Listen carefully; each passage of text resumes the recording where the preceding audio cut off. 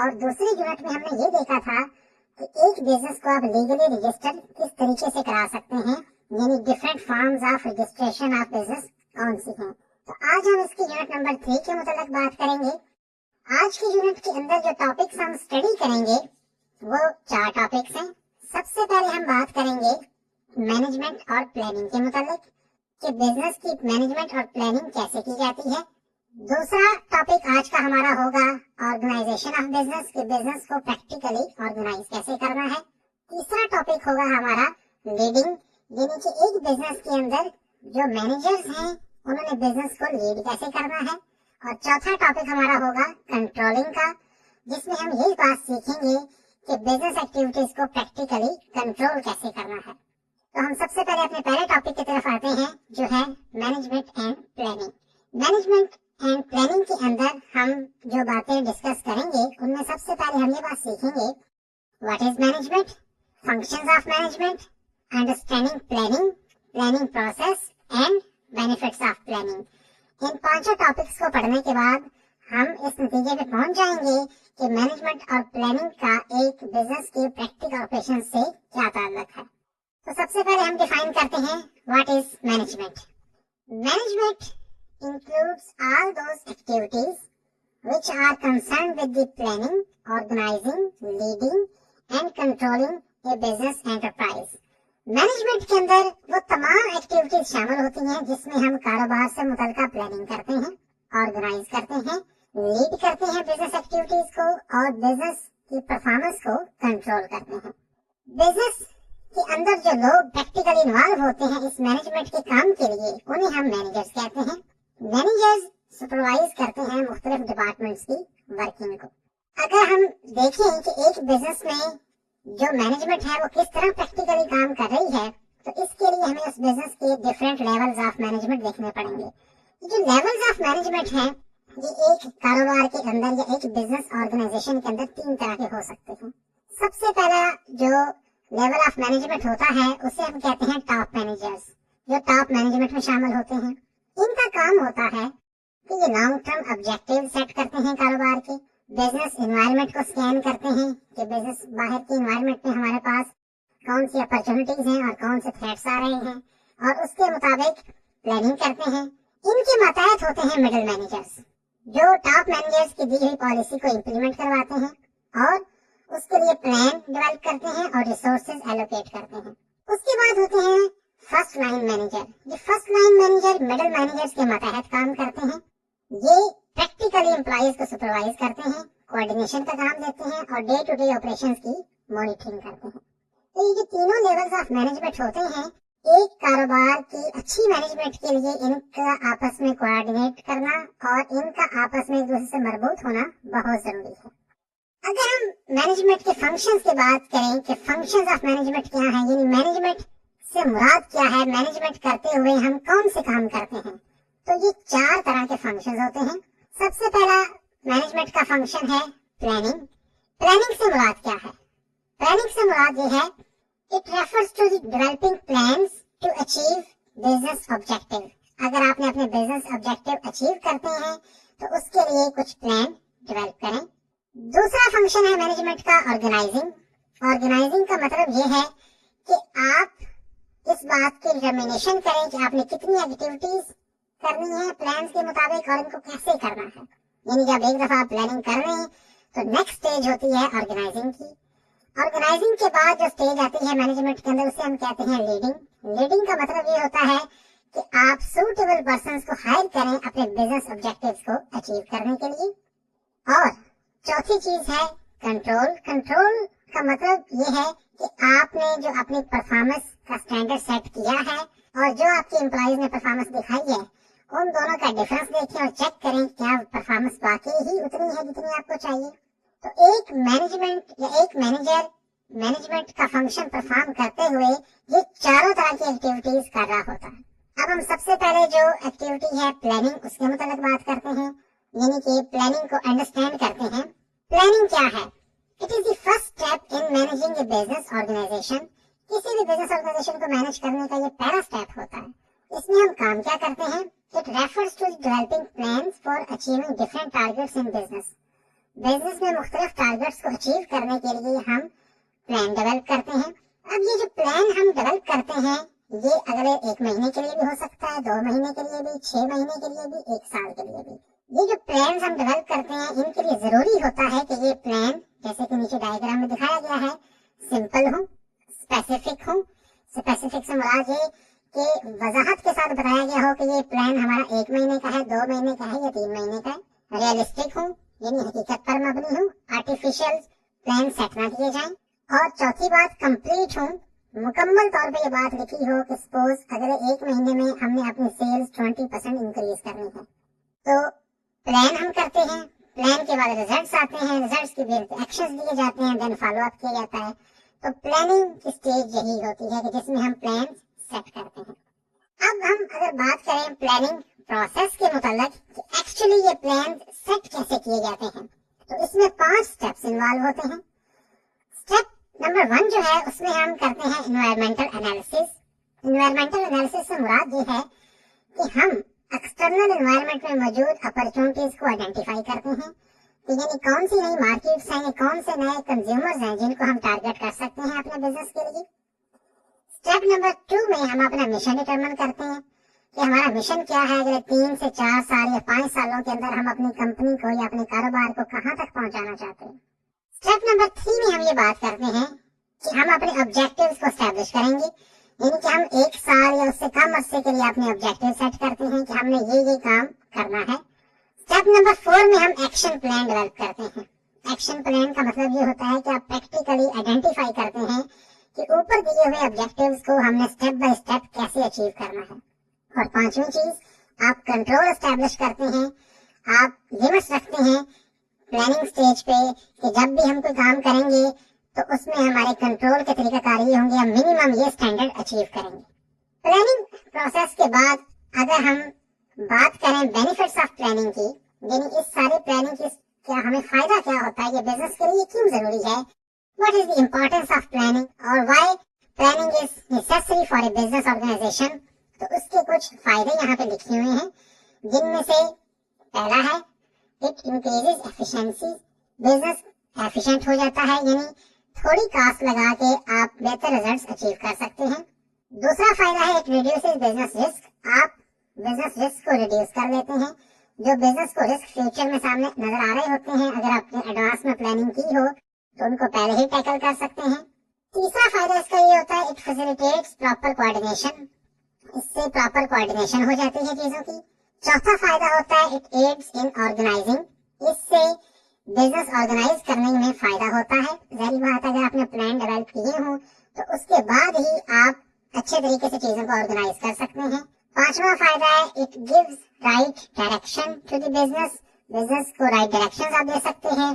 Then you can keep good control on the business और you can help to achieve the objectives of a business. इसी तरह planning के जरिए employees या personal को आप मोटिवेट कर सकते हैं। Encourage creativity and innovation. आप इनोवेशन और क्रिएटिविटी को इनकरेज कर सकते हैं प्लानिंग के जरिए। और आखिरी बात it helps in decision making. आप अपने डिसीजन मेकिंग में इम्प्रूवमेंट ला सकते हैं बाय मेकिंग एडवांस प्लान्स। तो ये हमारा पहला टॉपिक कंप्लीट हुआ जिसमें हमने प्लानिंग की बात की। अब हम दूसरे टॉपिक की तरफ चलते हैं which is related to the organising. Organising या ऑर्गेनाइजेशन ऑफ बिजनेस एक्टिविटीज। इसके अंदर हम 4 टॉपिक पढ़ेंगे। सबसे पहले हम इंट्रोडक्शन करेंगे कि ऑर्गेनाइजिंग या ऑर्गेनाइजेशन से मतलब क्या है। दूसरा जो हम टॉपिक पढ़ेंगे उसमें हम बात करेंगे ऑर्गेनाइजेशनल स्ट्रक्चर क्या होता है। तीसरी बात हम करेंगे टाइप्स ऑफ ऑर्गेनाइजेशनल स्ट्रक्चर कौन से हैं। चौथी बात करेंगे प्रिंसिपल्स ऑफ साउंड ऑर्गेनाइजिंग क्या है। और 5वीं बात जो हम करेंगे वो ये है कि बेनिफिट्स ऑफ ऑर्गेनाइजिंग क्या है, कि यानी आप अगर बिजनेस एक्टिविटीज को प्रॉपरली ऑर्गेनाइज करके चलें तो इसका क्या फायदा आपको हो सकता है। तो सबसे पहले हम बात करते हैं इंट्रोडक्शन टू ऑर्गेनाइजिंग कि बिजनेस एक्टिविटीज को ऑर्गेनाइज करने का मतलब क्या है। The organization of business refer to all those steps which are taken to establish a structural relationship among men, materials, machine and other components so as to conduct the business efficiently and effectively. यानी कि organisation of business का मतलब ये है कि आप वो सारे स्टेप्स लें जिसके जरिए आप एम्प्लॉइज, मटेरियल, मशीन्स और इक्विपमेंट का आपस में रिलेशनशिप एस्टैब्लिश करें ताकि बिजनेस को अच्छे तरीके से या बिजनेस एक्टिविटीज को अच्छे तरीके से सर अंजाम दिया जा सके। मिसाल के तौर पे अगर एक कपड़ा बनाने वाली फैक्ट्री है तो आप तय करते हैं कि आपने सबसे पहले प्लानिंग की स्टेज पे कितना कपड़ा तैयार करना है, उसके बाद आप उतनी मशीनें इंस्टॉल करें, उतनी लेबर भर्ती करें, उतना रॉ मटेरियल मंगाएं और फिर लोगों को बताएं कि ये सारा काम करना कैसे है। तो ऑर्गेनाइजिंग के अंदर हम यही काम करते हैं कि हम बिजनेस एक्टिविटीज को in reality step by step बताते हैं कि ये सारे काम होंगे कैसे। उसके बाद अगर हम बात करें ऑर्गेनाइजेशनल स्ट्रक्चर की, तो जैसे हमने कहा कि ऑर्गेनाइज करने का मतलब ये होता है कि मैन, मशीन एंड रिसोर्सेज को प्रॉपर्ली एलोकेट किया जाए। तो ये सारे काम कौन करता है? Who is responsible within a business to do all this? Organisational structure हमें इस बात का जवाब देता है। इससे मुराद ये होती है ऑर्गेनाइजेशन स्ट्रक्चर से कि it is a framework with in which management can adequately control, supervise, delegate and fix responsibilities, कि जिसके अंदर रह के मैनेजमेंट आसानी से अपने एम्प्लॉइज को बताती है कि ये काम किसने करना है, किसकी जिम्मेदारी है और ये काम कितनी देर में कंप्लीट हो जाना चाहिए। A business can achieve maximum operating efficiency by building a planned organizational structure. एक बिजनेस अच्छे तरीके से काम कर सकता है अगर उन्होंने एक अच्छा बिजनेस स्ट्रक्चर बनाया हो। अब ऑर्गेनाइजेशनल स्ट्रक्चर या बिजनेस स्ट्रक्चर के अंदर बात क्या करते हैं कि यानी कि कौन किसको जवाबदेह होगा, कौन इंचार्ज होगा, कौन उसके मतहत काम करेगा। हम ऑर्गेनाइजेशन स्ट्रक्चर में बुनियादी यही बात देखते हैं। अब अगर हम बात करें टाइप्स ऑफ ऑर्गेनाइजेशनल स्ट्रक्चर पे, तो हमारे पास जो ऑर्गेनाइजेशन स्ट्रक्चर है उसकी कुछ टाइप्स दी हुई हैं। इनमें जो सबसे पहली टाइप है वो है लाइन और टॉल ऑर्गेनाइजेशनल स्ट्रक्चर। लाइन और टॉल ऑर्गेनाइजेशन स्ट्रक्चर क्या होता है?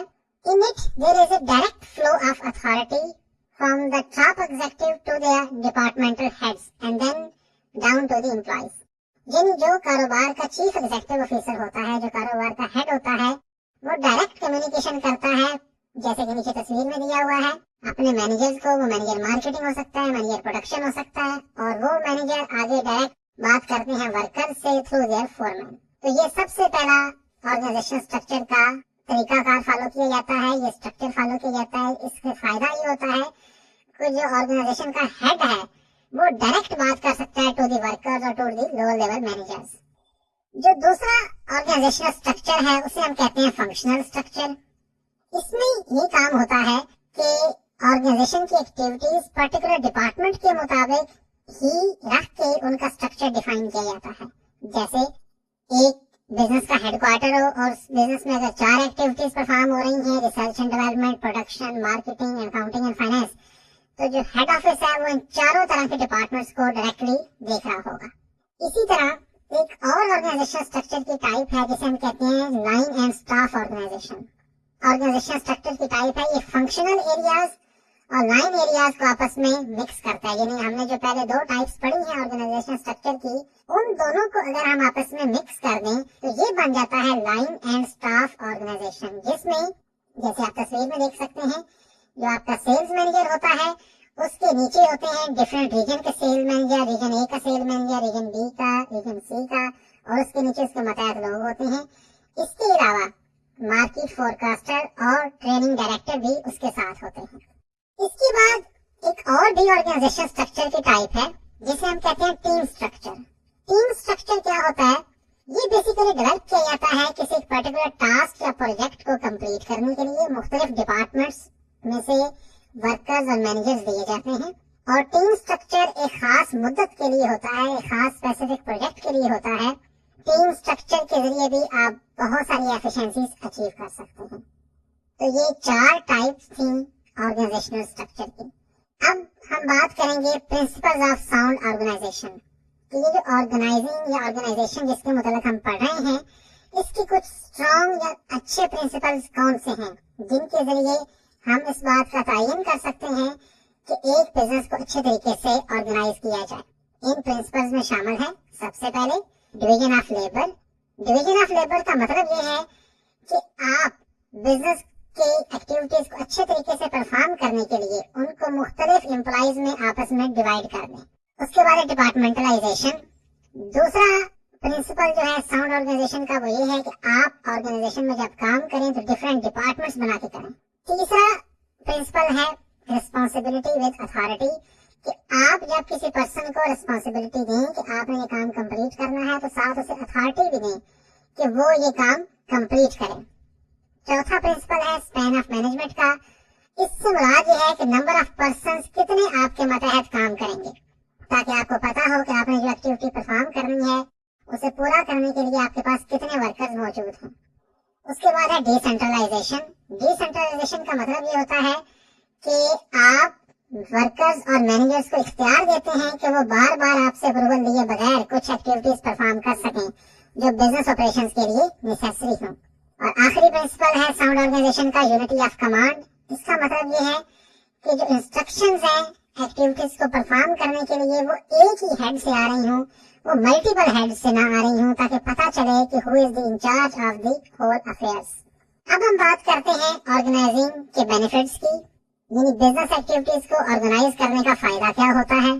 तो कुछ बेनिफिट्स हमारे सामने ऑब्वियस हैं, जैसे कि आप टाइमली कंप्लीशन कर सकते हैं बिजनेस एक्टिविटीज की। उसके बाद डायरेक्शन टू द एम्प्लॉइज, आप एम्प्लॉइज को प्रॉपर डायरेक्शन दे सकते हैं कब आपने ये काम करना है, उसके बाद आपका ये काम होगा। Then you can implement your plans, जो बिजनेस के प्लान आपने सोचे हैं उन्हें आप इम्प्लीमेंट कर सकते हैं। इसी तरह एक और फायदा यह है कि you can achieve efficiency in working. Business operations या वर्किंग में आप एफिशिएंसी अचीव कर सकते हैं, आप थोड़ी लागत में बेहतर काम अंजाम दे सकते हैं। और आखिरी फायदा परफॉर्मेंस मेजरमेंट, आप ऑर्गेनाइज जब कर लेते हैं चीजों को तो उसके बाद आप परफॉर्मेंस को ऑर्गेनाइजिंग के जरिए मेजर भी कर सकते हैं। तो ये हमारा ऑर्गेनाइजेशन का टॉपिक था। अब हम मैनेजमेंट के तीसरे टॉपिक की तरफ चलते हैं, जो है लीडिंग के मुताबिक। लीडिंग के अंदर जो हम सब टॉपिक पढ़ेंगे उनमें हम सबसे पहले इंट्रोडक्शन टू लीडिंग पढ़ेंगे, फिर हम लीडरशिप क्वालिटीज पे बात करेंगे, उसके बाद एम्प्लॉयमेंट प्रोसेस पे बात करेंगे। देन ये देखेंगे कि बिजनेस के अंदर एम्प्लॉयज को मोटिवेट कैसे किया जा सकता है, और आखिरी बात ये सीखेंगे कि कम्युनिकेशन टू द एम्प्लॉयज कैसे की जा सकती है। तो सबसे पहले इंट्रोडक्शन टू लीडिंग। लीडिंग क्या है या बिजनेस को लीड करना क्या होता है। अब यहाँ पे हम बात ये करेंगे कि जब सबसे पहले हमने बिजनेस के प्लान डेवलप कर लिए, हमने जो एक्टिविटीज हैं उनको ऑर्गेनाइज कर लिया, तो अब उसके बाद बारी आएगी कि जब आपने बिजनेस एक्टिविटीज को ऑर्गेनाइज कर लिया, अब उनको लीड करें और उनको एक्चुअल परफॉर्मेंस की तरफ ले जाएं। तो इसलिए कहा गया है कि that this process of selecting the employees and training them for performing the duties assigned to them is done at the leading stage of the management. कि एम्प्लॉइज को सिलेक्ट करना और उन्हें ट्रेन करना कि वो अपनी ड्यूटीज परफॉर्म करें, ये लीडिंग की स्टेज पे ये काम किया जाता है। इस स्टेज में क्वालिटी ऑफ लीडरशिप एस्टेब्लिश की जाती है, कम्युनिकेशन स्टैंडर्ड एस्टेब्लिश किए जाते हैं और एम्प्लॉइज को मोटिवेट किया जाता है, इनकरेज किया जाता है कि वो हार्ड वर्क के जरिए अपने टारगेट्स अचीव करें। अब एक अच्छा बिजनेस मैनेजर उसे एक अच्छा लीडर होना चाहिए, और लीडर से मुराद हम यही यहाँ पे समझ रहे हैं कि लीडर वो मैनेजर होता है जो अपने काम को बहुत आसान तरीके से अपने प्लान्स के मुताबिक सरअंजाम देता है। तो एक बिजनेस लीडर में या एक मैनेजर में कौन सी क्वालिटीज होनी चाहिए, ये आपके सामने दी हुई है, जिनमें सबसे पहले है कि must be A forward looking. Forward look उसमें होनी चाहिए, वो मुस्तकबिल की नजर रखता हो। फिर वो कॉम्पिटेंट होना चाहिए, उसके अंदर सलाहियत हो कि जिस कारोबार का इंचार्ज इसे बनाया गया है वो इस काम को अच्छे तरीके से सरअंजाम दे। फिर उसके अंदर ऑनेस्टी होनी चाहिए, वो डिसऑनेस्ट पर्सन नहीं होना चाहिए। उसके बाद एम्पावर पीपल, लोगों को वो आजादी दे, लोगों को काम करने का हौसला दे और उन्हें एम्पावर करे। उसके बाद इंस्पायर पीपल, लोग उससे इंस्पायर हों कि देखें ये हमारा मैनेजर है, ये लीडर है, ये खुद इतना ज्यादा काम करता है तो हमें भी करना चाहिए। उसके बाद सेट एग्जाम्पल, वो एग्जाम्पल खुद सेट करे। जब वो किसी से तवक्को रखता है कि आप कारोबार के अंदर इतनी अच्छी परफॉर्मेंस दिखाएं, तो सबसे पहले उसे खुद अच्छी परफॉर्मेंस दिखानी चाहिए। उसके बाद लीड द चेंज, जब कभी तब्दीली की जरूरत हो तो तब्दीली को खुद लीड करे। और उसके बाद शेयर्ड विजन, वो कारोबार के मतलब अपना जो विजन रखता हो अपने एम्प्लॉइज के साथ शेयर करे, ताकि लोगों को पता चले कि ये बिजनेस ऑर्गेनाइजेशन अल्टीमेटली क्या ऑब्जेक्टिव अचीव करना चाहती है। अब हम बात करते हैं एम्प्लॉयमेंट प्रोसेस पे, कि जब बिजनेस के अंदर लोगों को रखा जाएगा तो एक्चुअली एम्प्लॉयमेंट का प्रोसेस क्या होगा। इसमें जो डायग्राम आपके सामने बनी हुई है, इसमें सबसे पहले है रिक्रूटमेंट। रिक्रूटमेंट का मतलब ये है कि आप एप्लीकेशन इनवाइट करते हैं लोगों से, उन्हें कहते हैं कि हमारे बिजनेस ऑर्गेनाइजेशन के मुख्तलिफ डिपार्टमेंट्स के अंदर इस तरह के एम्प्लॉयज की जरूरत है। तो आप एक प्रॉपर एडवर्टाइजमेंट देते हैं, अखबार में आप दे सकते हैं या टीवी में या इलेक्ट्रॉनिक मीडिया में दे सकते हैं। उसके बाद लोगों की सिलेक्शन होती है। सिलेक्शन के लिए आप अपने कुछ मैनेजर्स रख सकते हैं जो उन एप्लीकेशंस की इन्वेस्टिगेशन करके या लोगों के इंटरव्यूज करके या टेस्ट कंडक्ट करके लोगों को सिलेक्ट करते हैं। उसके बाद एम्प्लॉयज की ओरिएंटेशन की जाती है। ओरिएंटेशन का मतलब ये है कि उन्हें कारोबार के प्रैक्टिकल जो एस्पेक्ट्स हैं उनका तारफ कराया जाता है और उन्हें बताया जाता है कि आपने कौन सी एक्टिविटीज परफॉर्म करनी है। उसके बाद इन एक्टिविटीज को अच्छे तरीके से परफॉर्म करने के लिए उनकी ट्रेनिंग करवाई जाती है। उसके बाद कंपनसेशन की स्टेज आ जाती है, जिसमें हम उनकी सैलरी और अदर बेनिफिट्स डिसाइड करते हैं या उनके कमीशन सेट करते हैं कि अगर आपने इतनी एक्टिविटीज परफॉर्म कर ली या यही टारगेट अचीव कर लिया तो क्या फाइनेंशियल कंपनसेशन हम आपको पे करेंगे। और उसके बाद अप्रेजल, हम उनकी परफॉर्मेंस का जायजा लेते हैं। अब ये सारा प्रोसेस करने के बाद अगर आपने एक बिजनेस के अंदर एम्प्लॉइज रख लिए हैं तो एम्प्लॉइज को महज रख लेना या उन्हें जॉब दे देना ये काफी नहीं होता या ये लाजमी नहीं होता कि इससे आप अपने बिजनेस ऑब्जेक्टिव अचीव कर लें। अल्टीमेटली हर बिजनेस के अंदर आपको अपने एम्प्लॉइज को मोटिवेट करना पड़ता है। मोटिवेशन का क्या मतलब है? मोटिवेशन का मतलब ये है कि आप फाइनेंशियल या नॉन फाइनेंशियल यानी माली तौर पे या कुछ और अदर वे से अपने एम्प्लॉइज को मोटिवेट करें, उन्हें कहें कि अगर आप अपना ऑब्जेक्टिव अचीव कर लेंगे तो हम आपको बोनस देंगे, या अगर आप इतनी ज्यादा प्रोडक्ट सेल करेंगे तो हम आपको साथ कुछ एक्स्ट्रा कमीशन देंगे। तो ये कुछ तरीके हो सकते हैं एम्प्लॉइज को मोटिवेट करने के। अब एम्प्लॉइज को मोटिवेट करने के कुछ मेथड्स यहाँ पे भी लिखे हुए हैं, जिनमें हम देखते हैं कि एक फैक्टर हो सकता है हायर सैलरी। आप उन्हें कहें कि अगर आप ये ऑब्जेक्टिव अचीव करेंगे जो हमने प्लानिंग स्टेज पे सेट किए तो आपकी सैलरी में 10% इजाफा हो जाएगा। या उन्हें फ्लेक्सिबिलिटी की आदत दें, उन्हें कहें कि आप ये काम करने में फ्लेक्सिबल हैं, हम रोज रोज आपसे नहीं पूछेंगे, आप जिस वक्त चाहें इसको कंप्लीट कर लें। कॉमन गोल सेट करें उनके साथ मिलके। उसके बाद एक फ्रेंडली एनवायरनमेंट रखें कारोबार के अंदर। उसके बाद उनके वर्क को रिकॉग्नाइज करें, उनको प्रॉपर ट्रेनिंग दें और उन्हें इनोवेशन के लिए यानी नई प्रोडक्ट्स इजाद करने के लिए इंकरेज करें। तो इससे आपके एम्प्लॉइज मोटिवेट हो सकते हैं और आपकी बिजनेस परफॉर्मेंस बेहतर हो सकती है। इसी तरह एक और बात का ख्याल रखना जरूरी है जब आप बिजनेस में लीडरशिप का रोल प्ले कर रहे हो कि आपने अपने एम्प्लॉइज से कम्युनिकेशन कैसे करनी है, यानी कैसे उनके साथ बात करनी है, तरीकाकार क्या होना चाहिए। कम्युनिकेशन के लिए हमारे पास एक जो फंडामेंटल हमारा एक रूल है उसे हम कहते हैं 7 C's ऑफ इफेक्टिव कम्युनिकेशन। कि जब आप बिजनेस कम्युनिकेशन कर रहे हो तो इन 7 C's का ध्यान रखें। ये 7 C's क्या हैं? ये बेसिकली 7 मुख्तलिफ लफ्ज हैं जो इंग्लिश कैपिटल वर्ड C से शुरू होते हैं, जिनको अभी हम देखते हैं। इनमें सबसे पहला है कंप्लीटनेस, यानी आपका जो बिजनेस मैसेज हो वो कंप्लीट हो, वो इनकम्प्लीट ना हो। जब भी आप किसी से कुछ रिक्वेस्ट कर रहे हैं, किसी भी मैनेजर से, किसी भी वर्कर से, कंप्लीट मैसेज डिलीवर करें। उसके बाद कंसाइजनेस होनी चाहिए। जो दूसरा सी है इफेक्टिव कम्युनिकेशन का, कि आपका मैसेज कंसाइज होना चाहिए। It should not be too much lengthy, ये बहुत लेंथी नहीं होना चाहिए। तीसरी बात कंसिडरेशन होनी चाहिए उसके अंदर, कि आप उस बिजनेस मैसेज के अंदर शो करें कि इसमें तुम्हारा और मेरा कौन सा मफाद वाबस्ता है। चौथी बात उसमें कंक्रीटनेस होनी चाहिए, कि आपका जो बिजनेस मैसेज हो वो कंक्रीट हो, उसके अंदर सारे वो इजाफे पाए जाते हों जो आपके मैसेज की रिप्लाई करने के लिए जरूरी हो। पांचवी बात it should be clear, clarity इसके अंदर होनी चाहिए, एम्बिग्विटी नहीं होनी चाहिए। छठी बात उसके अंदर कर्टसी होनी चाहिए, वो इंसल्टिंग नहीं होना चाहिए, उसमें सिलेक्शन ऑफ वर्ड्स प्रॉपर होने चाहिए। और सातवीं बात करेक्टनेस, वो मैसेज करेक्ट हो, इनकरेक्ट या अनरिलायबल फिगर्स पे बेस ना करता हो। तो जब भी आपने एम्प्लॉय से कम्युनिकेशन करनी है इन 7 प्रिंसिपल्स को आप अपने सामने रखें। और अब हम बढ़ते हैं अपने लेक्चर के आखिरी टॉपिक की तरफ, जो है कंट्रोलिंग से मुतल्लिक। कंट्रोलिंग के अंदर हम जो टॉपिक्स पढ़ेंगे उनमें सबसे पहले हम इंट्रोडक्शन टू कंट्रोलिंग पढ़ेंगे, उसके बाद हम टाइप्स ऑफ कंट्रोल्स पढ़ेंगे, उसके बाद हम कंट्रोल प्रोसेस के मुतालिक पढ़ेंगे और आखिर में हम कंट्रोलिंग के बेनिफिट्स देखेंगे। तो सबसे पहले हम देखते हैं कि कंट्रोलिंग क्या है। कंट्रोलिंग को यहाँ पे डिफाइन किया गया है The controlling function of the management includes the comparing of actual results with the planned targets and finding any deviation in the results for taking the corrective action. इसका मतलब ये है कि जब मैनेजमेंट ने सबसे पहले प्लानिंग की, उसके बाद चीजों को ऑर्गेनाइज किया, देन लीडरशिप का रोल भी प्ले हो गया, तो साथ हमें कंट्रोलिंग का फंक्शन भी रखना पड़ेगा जिसमें हम एम्प्लॉयज की परफॉर्मेंस को मेजर करते हैं। हम ये बात जानते हैं कि सबसे पहले प्लानिंग की स्टेज पे हमने एक टारगेट रखा होता है।